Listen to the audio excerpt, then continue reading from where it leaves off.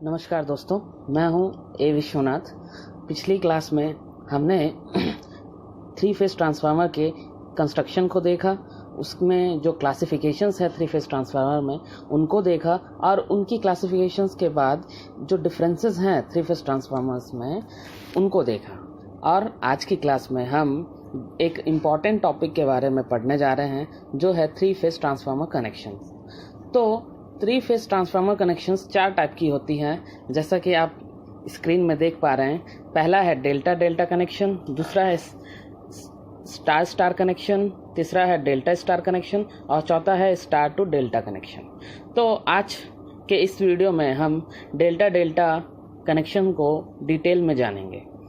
तो identification of this vector group और phasor group को हम डिस्प्लेसमेंट के थ्रू आइडेंटिफाई करते हैं। कहने का मतलब ये है कि जो वेक्टर ग्रुप है या फेजर ग्रुप है उसका आइडेंटिफिकेशन हम डिस्प्लेसमेंट्स के थ्रू करते हैं। तो पहला इसमें चूंकि डेल्टा डेल्टा कनेक्शंस में सिर्फ दो ही डिस्प्लेसमेंट्स पॉसिबल है। एक है आपका 0 डिग्री कनेक्शन, जिसको हम डी कनेक्शन भी कहते हैं, capital D then after small D. Capital D जो है प्राइमरी साइड के डेल्टा को प्रदर्शित करता है और स्मॉल डी जो है आपका सेकेंडरी साइड के डेल्टा कनेक्शन को प्रदर्शित करता है। और जो दूसरा कनेक्शन है वो है 180 डिग्री कनेक्शन और DD6 कनेक्शन। ठीक है, तो उसके बारे में आगे में और डिटेल में हम जानेंगे। फिलहाल 0 डिग्री कनेक्शन के बारे में जानते हैं। इसमें हमारे पास, चूंकि हम ट्रांसफार्मर की बात कर रहे हैं, तो हमारे पास प्राइमरी वाइंडिंग और सेकेंडरी वाइंडिंग दो वाइंडिंग हो गए। तो इस तरीके से हमारे पास प्राइमरी में कैपिटल ABC थ्री फेज का ट्रांसफार्मर है। Capital A, capital B, capital C ये प्राइमरी साइड के जो तीन वाइंडिंग है जो कि डेल्टा कनेक्शन में है। और ठीक उसी तरह सेकेंडरी वाइंडिंग में, सेकेंडरी साइड वाइंडिंग में आपका स्मॉल a b c तीन वाइंडिंग्स है जो कि अगेन डेल्टा कनेक्शन में। ठीक है, तो A2 और B2 C2 ये जो हैं आपके टर्मिनल्स हैं, जो कि ब्यूरो ऑफ इंडियन स्टैंडर्ड्स के अकॉर्डिंग ये जो A2, B2 और C2 टर्मिनल्स हैं ये डॉटेड टर्मिनल्स हैं और A1, B1, C1 जो हैं वो अनडॉटेड टर्मिनल्स रहेंगे। और सिमिलरली सेकेंडरी साइड में जो स्मॉल A1, B1, C1 और A2, B2, C2 है वे भी इसी तरीके से नोटेड रहेंगे, डिनोटेड रहेंगे। अब बात आती है कि इंडिया में हम BIS के अकॉर्डिंग ABC नोटेशंस का यूज़ करते हैं और अदर देन इंडिया हम UVW नोटेशंस को यूज़ किया जाता है। अब आगे, चूँकि हमको ट्रांसफार्मर को यूज़ करने से पहले सबसे पहले हमको क्या करना पड़ता है कि उसके टर्मिनल्स का जो है पोलैरिटी टेस्ट, उसके जो टर्मिनल कनेक्शंस का पोलैरिटी टेस्ट किया जाता है ताकि पोलैरिटीज़ का सही पता चल सके। पोलैरिटी टेस्ट के बाद आगे हम इसको समझते हैं वेक्टर डायग्राम। तो ये जो आप डायग्राम में देख पा रहे हैं वेक्टर डायग्राम जो कि 0 डिग्री कनेक्शन में है, दो डेल्टा कनेक्शंस दिख रहे हैं आपको, A2, B2, C2, ABC clockwise है और सेकेंडरी साइड का A2, B2, C2। चूँकि ये 0 डिग्री कनेक्शन है तो इसमें जो है आपका जैसा आपके प्राइमरी साइड के फेजेस होंगे ठीक वैसे ही आपका सेकेंडरी साइड के भी फेजेस होंगे। कहने का मतलब ये है कि A2, B2, C2 के पैरेलली सेकेंडरी साइड के भी टर्मिनल्स होंगे और उनके फेजर डायग्राम होंगे, उनके जो वेक्टर डायग्राम होगा सिमिलर होगा आपके प्राइमरी से। तो चूंकि हम देख पा रहे हैं जो वेवफॉर्म बनेगा मिल रहा है हमको, प्राइमरी और सेकेंडरी में 0 डिग्री डिस्प्लेसमेंट है वोल्टेज के वेवफॉर्म में। अब इसी को हम एक क्लॉक की मदद से भी एक्सप्लेन कर सकते हैं। एक क्लॉक जिसमें 12 घंटे होते हैं और प्रत्येक घंटा 30 डिग्री के बराबर होता है, कुछ इस तरीके से 12 घंटों में 360 डिग्रीज होती हैं। इसे हम DD0 कनेक्शन भी कहते हैं। चूँकि सेम उसी इंसिडेंट पे 0 डिग्री पे 360 डिग्री भी पॉसिबल है। तो यहाँ पर क्या हो रहा है कि आपके जैसा कि आप डायग्राम में, क्लॉक की डायग्राम में देख पा रहे हैं, जो कैपिटल A है वो मिनट का नीडल है और स्मॉल a जो है वो आवर का नीडल है।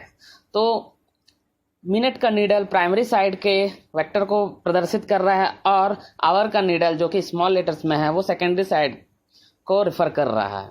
ठीक, तो इसमें हमारा फेज डिस्प्लेसमेंट 0 है, तो इसे हम DD0 या DD12 कनेक्शन भी कहते हैं। अब नेक्स्ट आता है आपका, इसमें चूंकि हमने अभी 0 डिग्री कनेक्शन या DD12 कनेक्शन को देखा, अब हम DD0 कनेक्शन भी बोलते हैं इसी को। अब हम इसमें जो 180 डिग्री फेज डिस्प्लेसमेंट है, जिसे हम DD6 कनेक्शन भी कहते हैं, उसके बारे में जानेंगे। चूंकि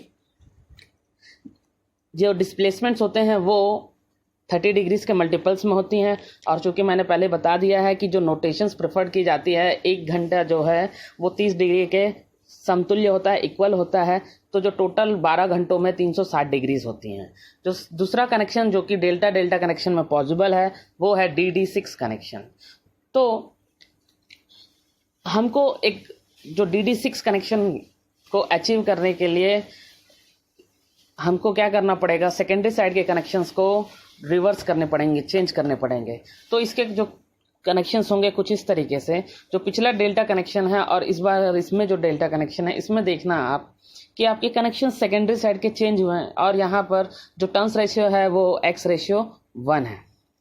for delta connection phase voltage is equals to line voltage.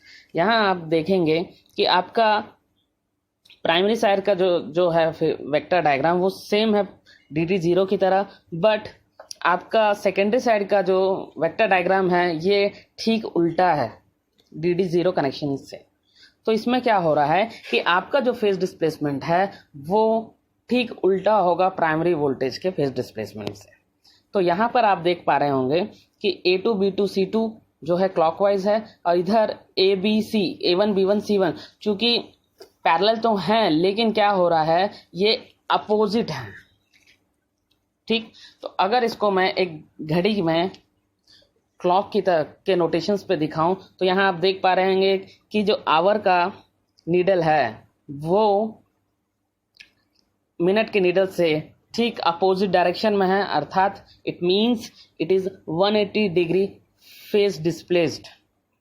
ठीक है, और जैसे कि मैंने पहले बताया है कि मिनट का नीडल जो है आपको प्राइमरी साइड को रिफर करता है और आवर का नीडल जो है आपका सेकेंडरी साइड को रिफर करता है।